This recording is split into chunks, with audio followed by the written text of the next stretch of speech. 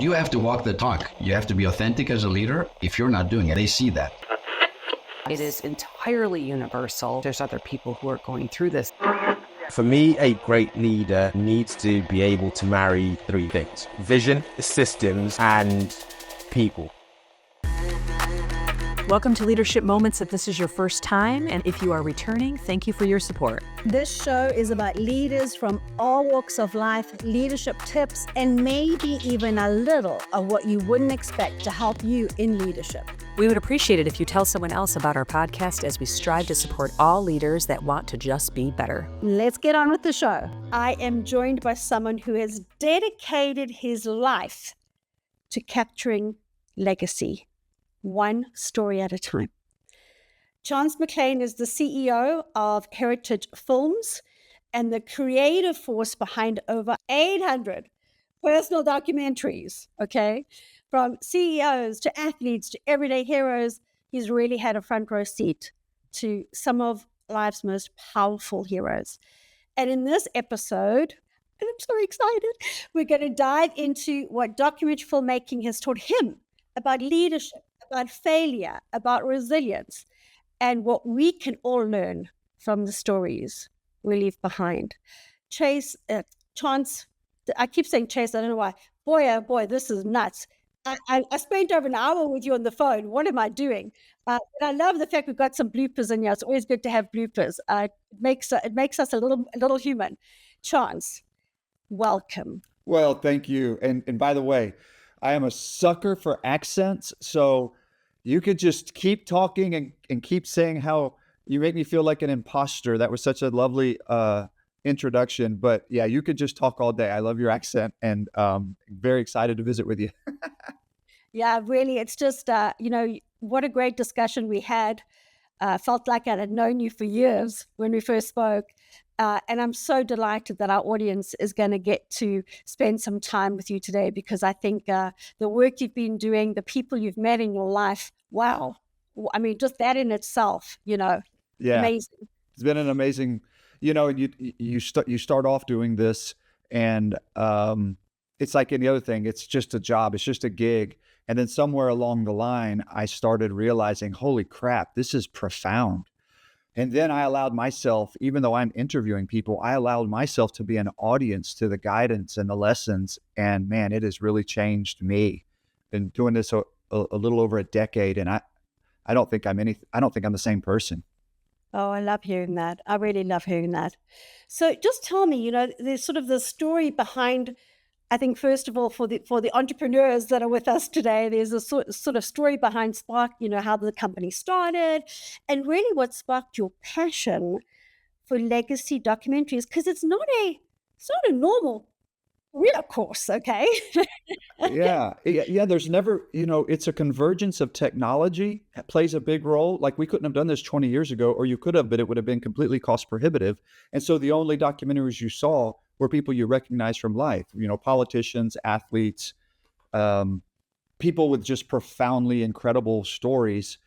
Turns out everybody's stories are profound and everybody's stories are important, but we didn't know that until the technology allowed us to do this at a more accessible price point. And then the other part of it is all the documentaries that you've ever seen are made for as broad an audience as possible, because you want to capture audience. And what we try to do, our audience is very narrow. Our audience is the family that hires us, that brings us on. It's them. They get to decide who watches dad's film or their own film.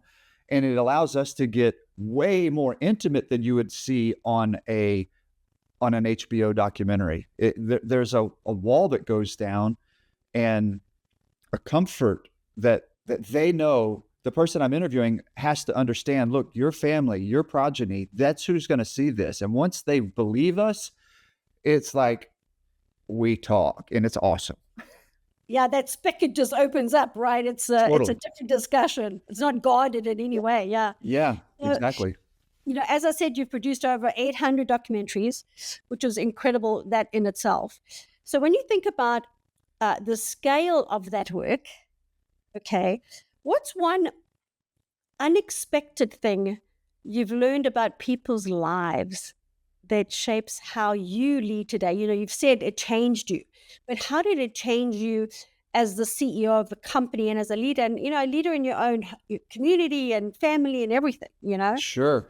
Well, I think I keyed on that just a second ago a little bit, where I thought I was filming the little old lady down the road. This guy hires me, it's his mom, and I go talk to her. She may have never even had a career, just raised the kids, but became the matriarch of the family. And you know, the biggest deal in her life was that she had the perfect chili recipe. And that sounds insane, but once you get in and realize how the scale changes, but the intimacy and love and affection doesn't, knowing that after doing it so many times made me realize that everywhere I am, every person walking around has a story. It literally, things like when somebody cuts me off, I can not get as mad as I would have 10 years ago, because I'm like, God, that guy totally could have something going on, like for real. Stuff's going on everywhere. And I think that's changed me from, you know, for the question about leadership.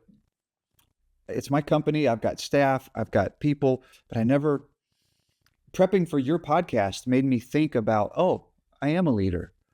Ooh, wow. Okay. It made me process it more. And I realized that I don't have any original thoughts. All I have is guidance from these hundreds of people that have lived their lives. And I find myself in my own company, if something's not going the right way, it's, I have some reference from some gentleman or some lady that dealt with something similar that I can say, well, you remember the Miller film when he did that? Okay.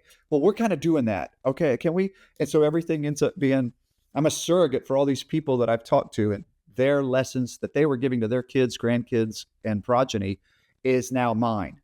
And I like to think it's made me a better leader, a better husband, better dad, better buddy. I hope.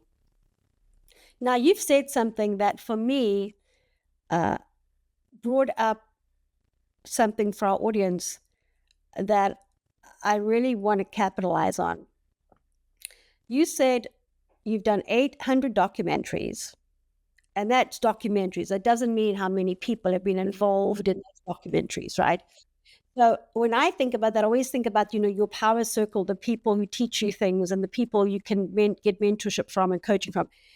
Essentially, what I heard is you've got this inner circle of people, because you're getting to the nitty gritty, those deep, you know, stories that have really impacted how you lead today. Okay.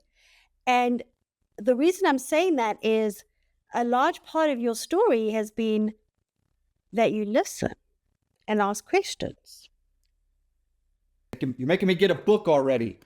That, if you could summarize that book, How to Win Friends and Influence People, if you could summarize that book into, it's conversations are about listening. And if you have that extra tool in your tool belt where you realize, hey, if I can ask a short question with a long answer, this person, they're going to feel closer with me, and they're going to become more vulnerable to share things, which is what I want for their family. So there's some mechanics behind the scene. As authentic as everything is, there's some blocking and tackling going on, and listening is, I believe when we were talking a month or so ago, I just fell in love. I was like, I want to just talk to you. Your story is profound and important. Like we said, yeah, it's all I can do to not start asking you about your past. I know, and I said, okay, we'll do that after the podcast, Chance, because it's my chance to learn about you. That's fair. Yeah. So, a couple of have you noticed any sort of common sort of leadership themes or even patterns that emerge as you're capturing these stories? Are there any any even recurring value systems? Oh, so many. And you can't see it because I'm backlit too heavily, but there's a sign behind me that says simplify and solve problems. That is the distillation of what a leader should ask of his or her people. At the end of the day, I used to think that the big words made people smart. Long sentences made people seem smart and intelligent, and we kind of lean on those people. But the more successful people, and I can get into my definition of success later. Financial is certainly a component, but it's probably not the driving component. More successful people I've talked to, it's the exact opposite. It is wisdom is from simplifying And at the end of the day, you're solving problems, all the way down to when somebody hires us to make a film, we are solving a problem. Their dad is healthy as a horse and 70 years old, but they know that, one way or another, 20, 30 years from now, that's not going to be the case. This is the time to solve the problem of, I want my dad's stories and values so that my kids can have a little bit of leg up on their buddies. That's the problem we're solving. But everything, you get into an edit and you're missing a file. Okay, solve the problem. And simplifying things speeds them up. Simplifying things shows mastery. I could go on about those two things are. Oh, I love that. Simplifying things shows mastery. Oh, I really love that. Think about your Proverbs. You asked me about the takeaways and lessons. They're all there. They're just 2,000 years old, and they did an amazing job of simplifying big complex systems into little stories and parables that work, and that is where they land. I would probably say another thing that has been consistent that made me mad. Oh God, I could tell you 100 things. Is like grit and discipline is way more important than being motivated, because motivation is like a natural thing. Like when it's a pleasant thing. I'm motivated to do something. Of course I'm going to do it. But where greatness comes out of doing the rote things and doing the discipline of over and over and over. And there's this period, it's like a, what do you call it? It's oh gosh, I can't think of it. It's one of those charts where the it's like a loop. The ends matter the most. Like when you're motivated, you can do it. And then there's this big middle part that sucks. And then eventually you get to where you could do it really, really well. And then that motivation comes back. It's just more specific stuff. And then the loop starts again. But being disciplined, if I can find somebody that can do something over and over with pride, boy, I like that a whole lot more than somebody that walks in as just very, very talented. And we've had experience that with people that came here on the film side where they do amazing work. Their reels are amazing. But that's not as valuable to our clients as the person that spazzes out on getting it exactly right on the details, which comes from time. Yeah, right. Absolutely. For sure. But you've said some things, and I just want to make sure that everyone heard them.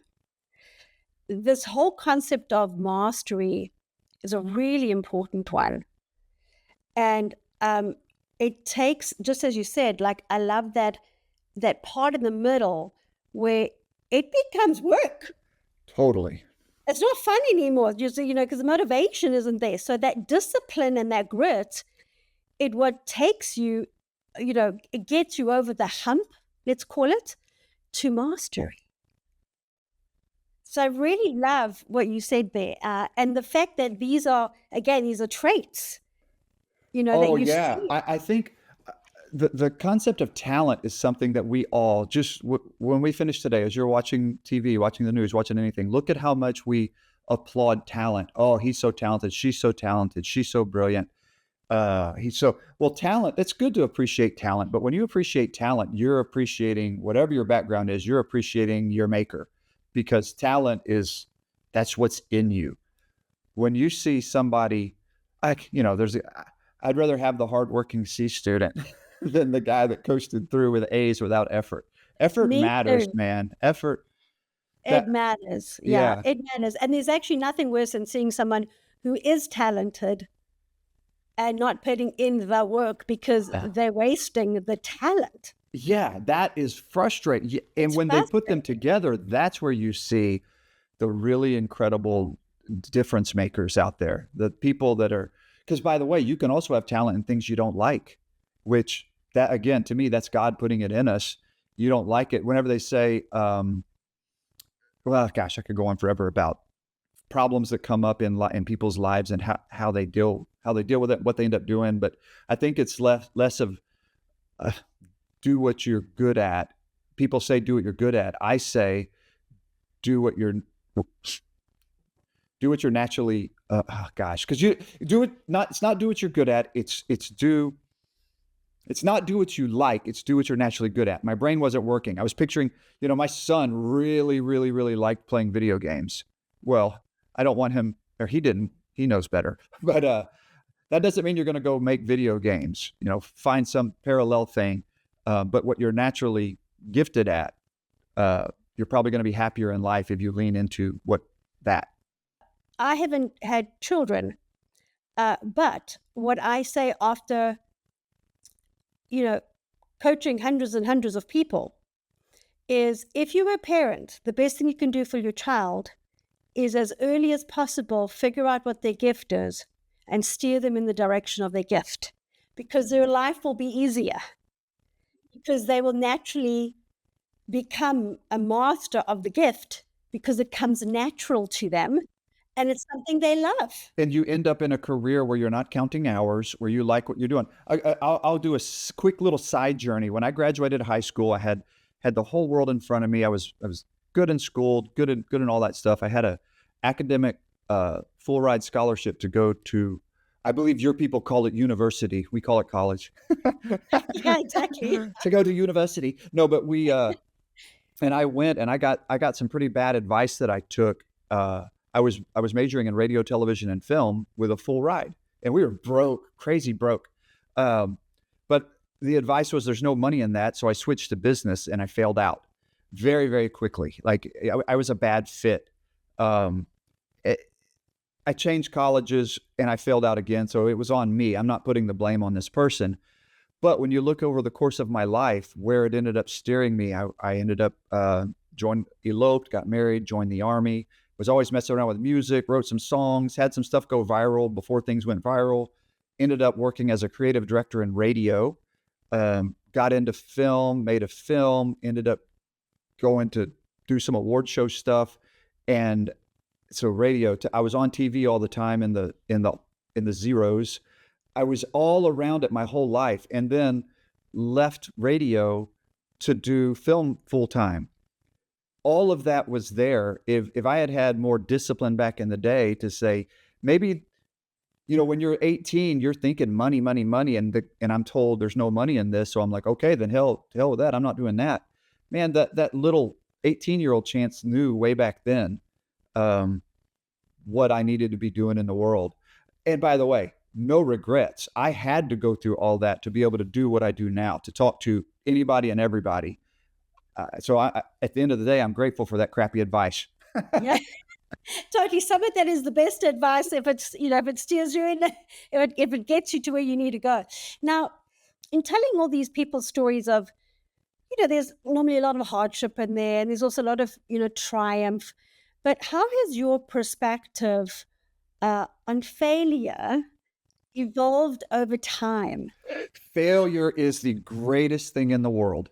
It really is. And if anybody's doubting it, if anybody's out there and you're in a tough spot, something happened that you weren't expecting, you didn't want, I promise you, if you can mentally get to the place and realize that bad things or failure are a stepping stone, and they are lessons. When bad things happen, they're lessons. That is a lesson. If you can realize, oh, cool, now I know, I'll never do that again. And you can be so grateful that whatever that horrible thing was, if you actually apply the lesson, it's never going to happen again.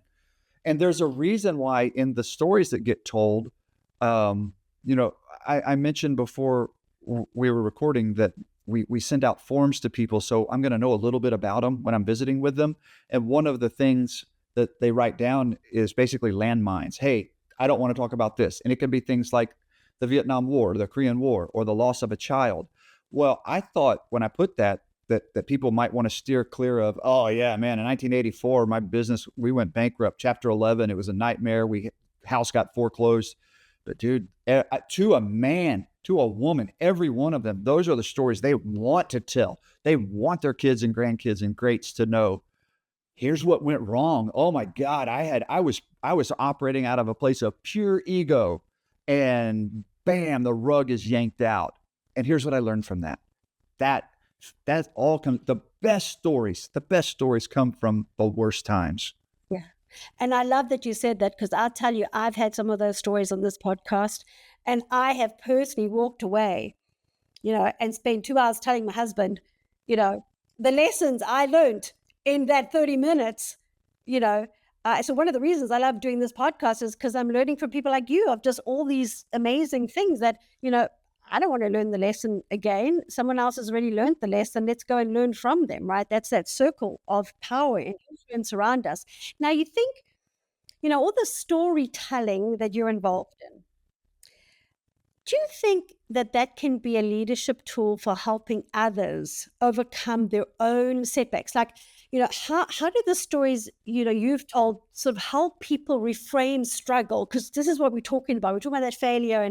And as you said, the people you interview, they want to tell those stories to their generations. They want to do that because they want them to learn from that. Because they've been around the sun enough times that they know. So, okay, I have this working theory that the only way to really learn something is via pain or sacrifice. Okay, and if you go back to in grade school and you're having to memorize, the memorizing is boring. That's a version of pain or sacrifice. Well, that repeats itself everywhere where it's like, think of it as branding, like a cattle brand into your brain. That is how things truly get learned.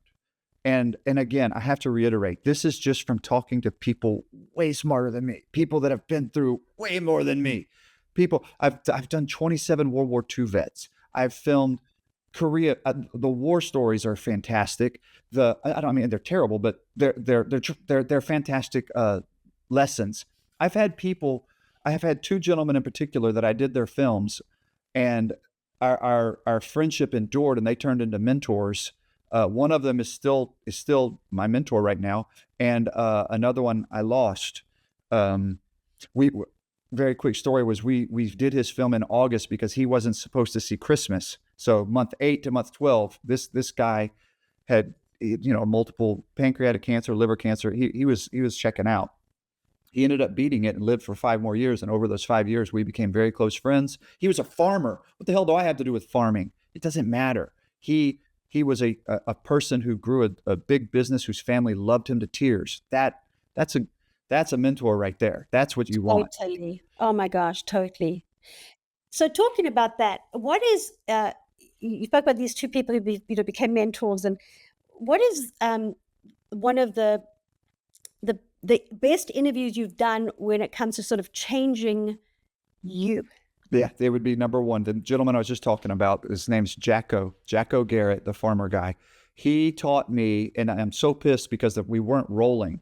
So the short version is he was going through a period in his life 10 years or so before. His wife was dying of cancer back then. And they were farmers. It's a big farm, like thousands of acres, but at the end of the day, they're still farmers. Well, instead of getting up at 5 a.m. for this period of like 6 months, he was getting up at 3 a.m. And so he had just told all those stories, and, we cut, and I'm just sitting there. He's on his iPhone, just flipping through his phone. And I was like, damn, Jacko, dude, that must have been hard. I'm just talking to him as a person, and he looks up he's like, pardon me? I said, that with your wife getting up, that must have been hard. He said, what's hard got to do with anything? And I was like, well, it was hard. He's like, Chance, hard is just an adjective. It's just a word. These things had to get done. And I kind of filed that there.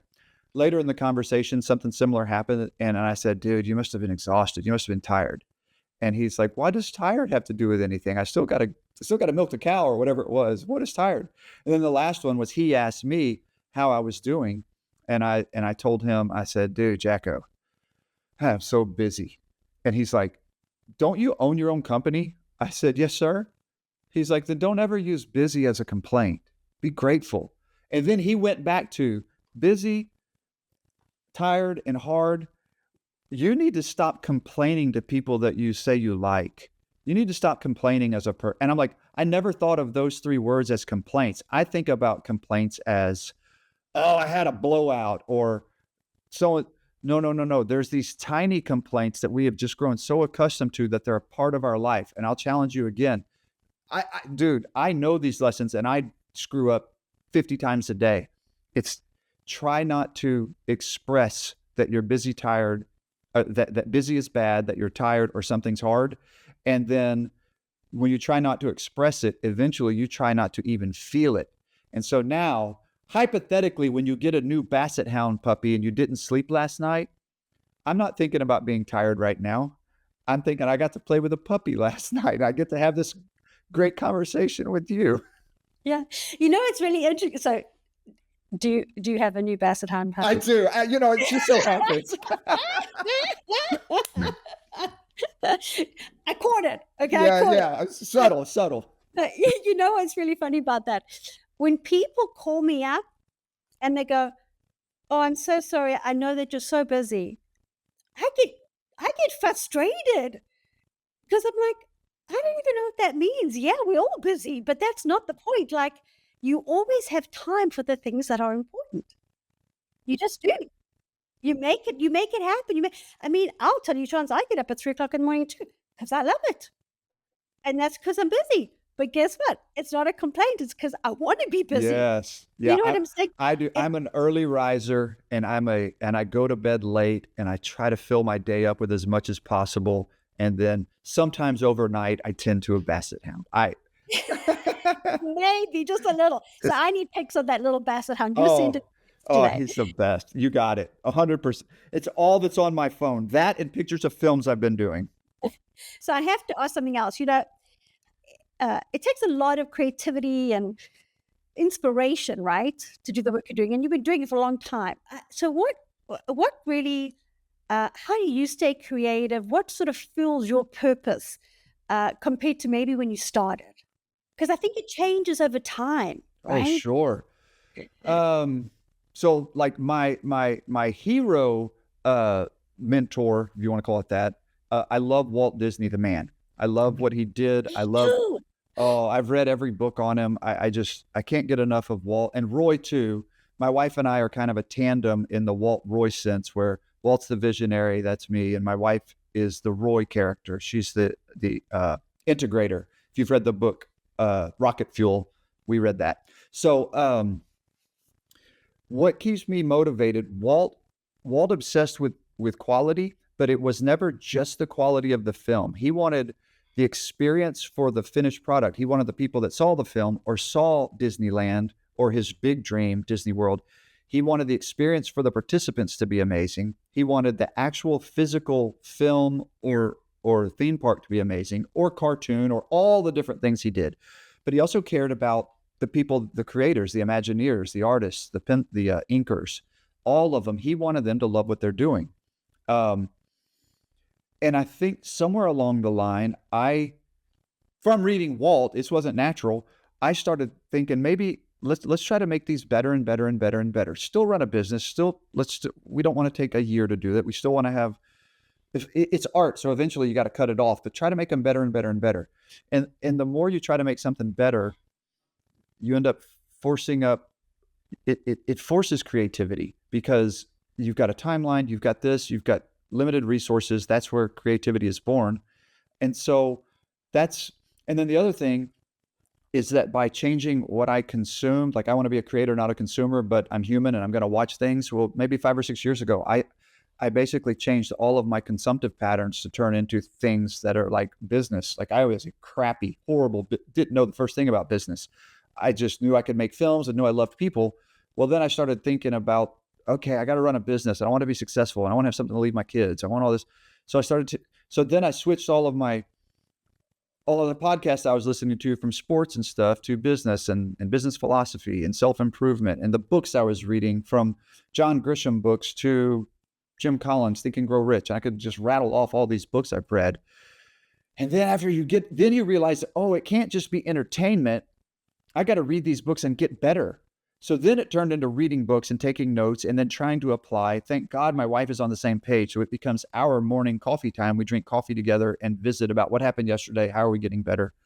And then the film, I still want to see all of the movies that are out there just to be a participant in society. But my own individual viewing habits have switched into documentaries, which I've always liked them. But now I try to watch them with a critical eye. And how can I watch this show? Like there's one right now on Netflix about catching Osama bin Laden. And I was watching it, and it was definitely interesting seeing things about what happened from 2001 to 2011, chasing that guy down. But I'm watching it about camera angles, and I wonder what light that is. I wonder where that is, and why'd they make that cut there? They didn't cut soon enough. And I realized last night, I'm watching this with a critical eye. I'm watching this as a filmmaker, not as a consumer. So even now, I'm in the creative process. I don't know if I answered your question. But You did. You totally did. Yeah, I love it. I absolutely love it. Now, if you had to boil down, what you've learned creating these films into one sort of core belief about humanity, Man, gosh, what would it be? there's more good out there than we think. Like I have a Pollyanna view of America, of Earth, because the people that it's a multifaceted reason why. It's not just that I'm going to film some 70, 80, 90-year-old person. That's a given. It's that 75% of my clients are their children or grandchildren. So these people had to be raised a certain way that they want the values of their parents. They love their parents. They honor their parents. So my clients are all awesome. They want to honor their parents. Well, then I go spend all my time with these insanely great people that raise children that roll that way. So I have this view of society that I can readily turn it on the news, and I can see that it's certainly not ubiquitous, but I promise you, it's out there. There's so much goodness. There's so much happiness and goodness that is there in the non-digital world. Yeah, I love that. So if there was one piece of advice, leadership advice, you wish every person, could take away from your work, what would that be?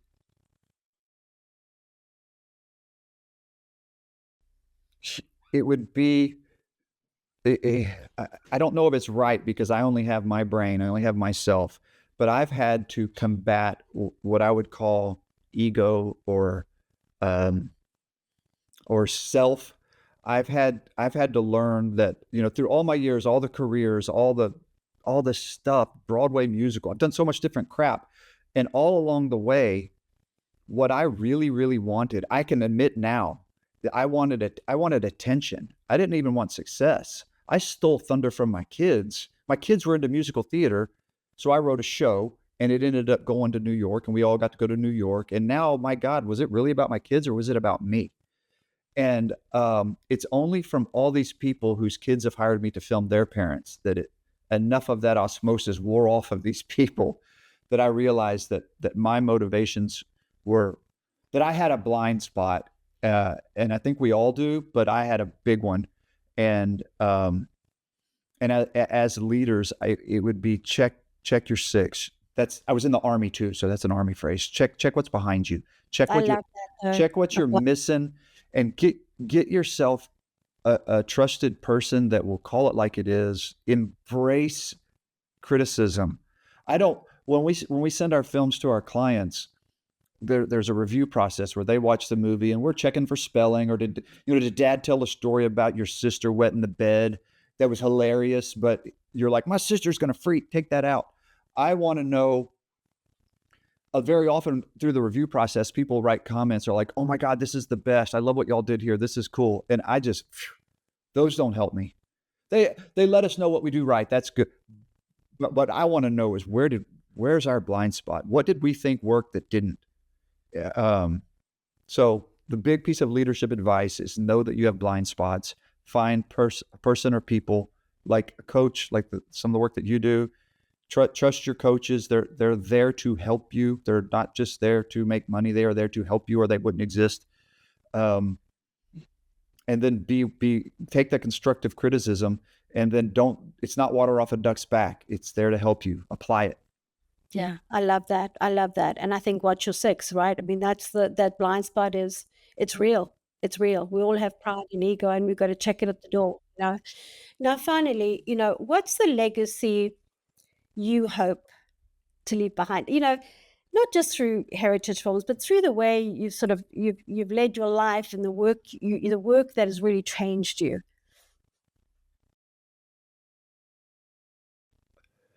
Through the company, my daughter graduated from Texas A&M last year, and she graduated on Saturday and started working with us on Monday and got married 3 weeks later, because that's what Aggies do.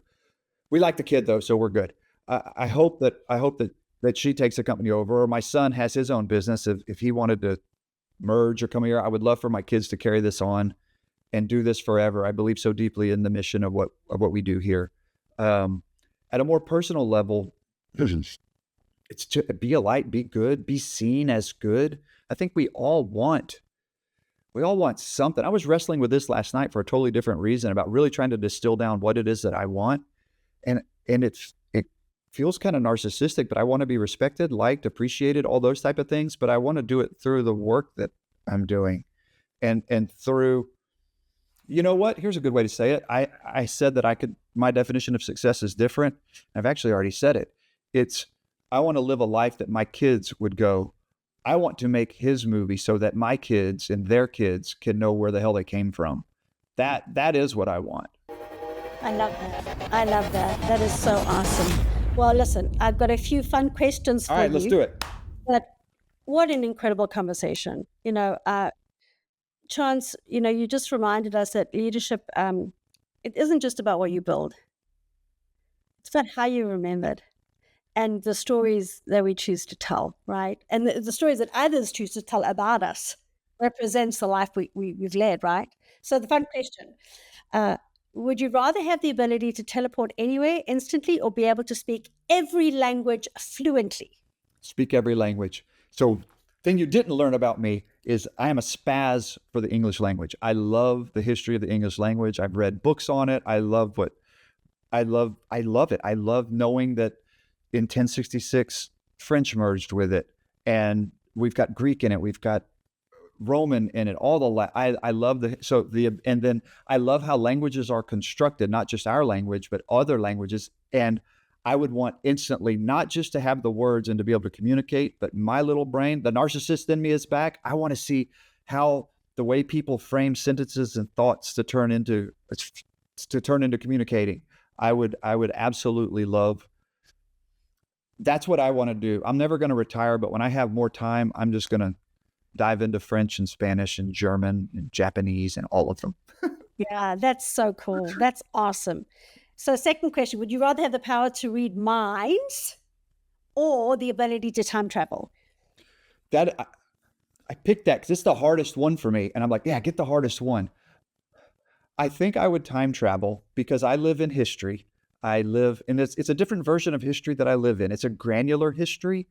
We've certainly done some films from people that everybody in your audience would know, which is cool. I tend to take more away from like I mentioned, the little lady down the street, because the people that are famous, they've kind of got the camera thing down and they're putting on a bit of a show sometimes.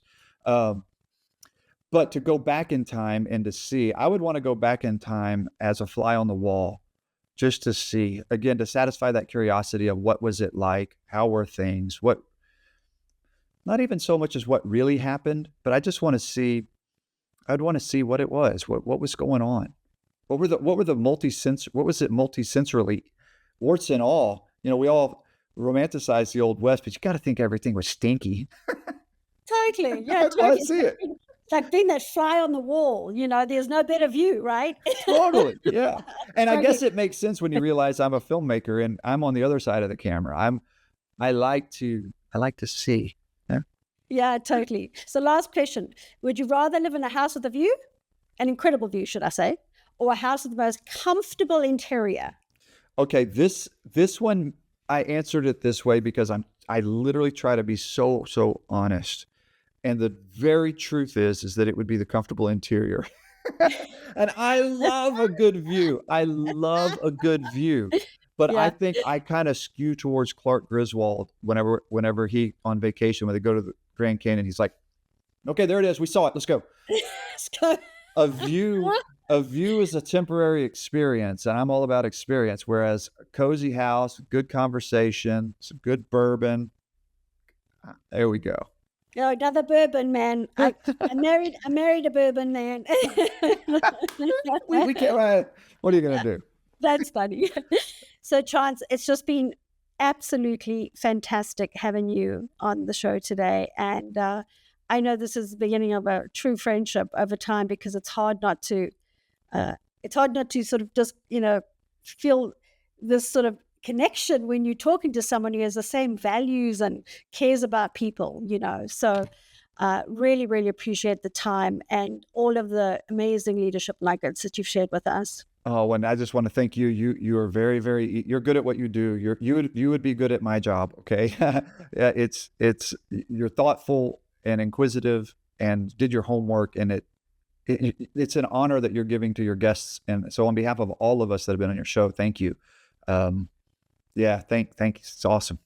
Yeah, you're so welcome. It's just I learned so much from people like you, and that to me is just such a privilege and an honor. So it's just been wonderful having you on the show. Thank you so much. And plus, we're state mates. I know. And you know what's really funny? Yesterday, I had told my aunt, my dad's sister, who apparently has got all the family secrets. Okay, so I've been keeping this one as a nugget for you, that my husband and I are going to be married for 25 years on the 1st of January, 01/01/01. Oh, how cool.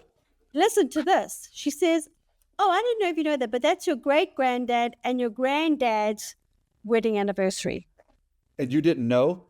I had no idea. Okay. How cool is that? We have a term for that at Heritage Films. We call those echoes. When you hear something in the deeper past that represents itself, sometimes it's, oh, your granddad was a piano player and you got a son you got an echo. That's beautiful. I How got cool. an echo. I was like, oh my God, that is so cool. And I'm like, Auntie Pat, I got to call you. That's so call good. me. Oh, what's going on? Oh, that's good. Congratulations on 25 coming up. That's good for you. Yeah. And he is my soulmate and the love of my life and my best human being in the world. So good. It's good you got. Yeah. I got a pretty decent one. We're at 32. So oh wow, that's awesome. Yeah. I couldn't say, almost cursed. I couldn't say crap when my daughter got married at 22. I got married at 21, so I couldn't say anything. You didn't say a word. I didn't say a word. Exactly. Okay, so for our audience, if today's episode inspired you, please follow Leadership Moments and share with someone who needs to hear this message and hear what Chance had to share with us today. And remember, every moment is a chance to lead with intention, with grace, with courage. So until next time, I'm Tracy Ann Palmer. This is my wonderful guest, Chance McClain. And remember, together we all make a difference. If you enjoyed the show, please go to leadershipmomentspodcast.com to subscribe to the podcast or on your favorite player, as well as follow us on Instagram and LinkedIn. You can also send us a message on what you like and don't like, or what guest you want us to have on the show. So until next time, This is Stacey Castor, and what doesn't challenge you won't change you. and I'm Tracy Ann Palmer. Be the change you wish to see in the world.